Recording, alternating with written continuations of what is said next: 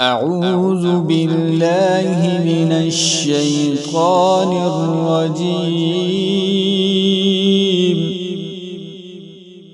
بسم الله الرحمن الرحيم.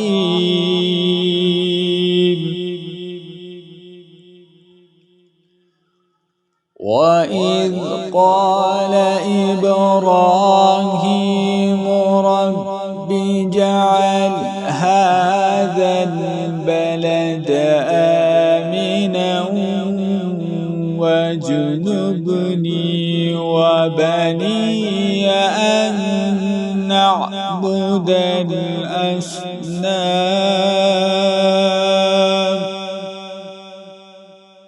رب إنهن أضللن كثيرا من الناس فمن تبعني فإنه مني ومن عصاني فإنك غفور رحيم. ربنا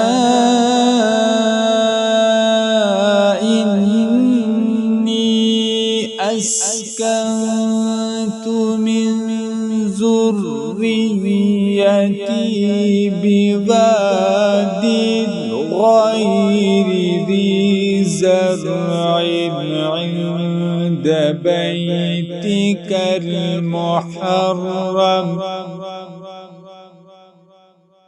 ربنا ليقيموا الصلاة فاجعل أفئدة من الناس تهوي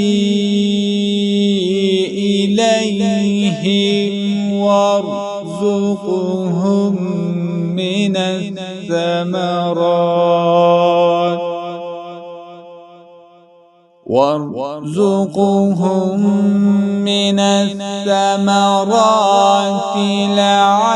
لعلهم يشكرون.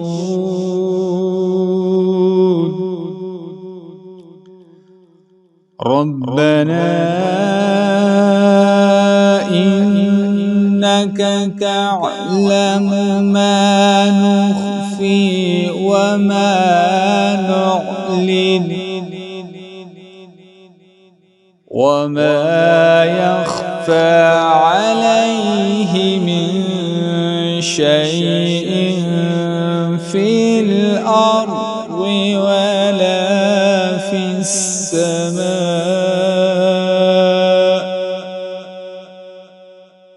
الحمد لله الذي وهب لي على الكبر إسماعيل وإسحاق إن ربي لسميع الدعاء. صدق الله العظيم.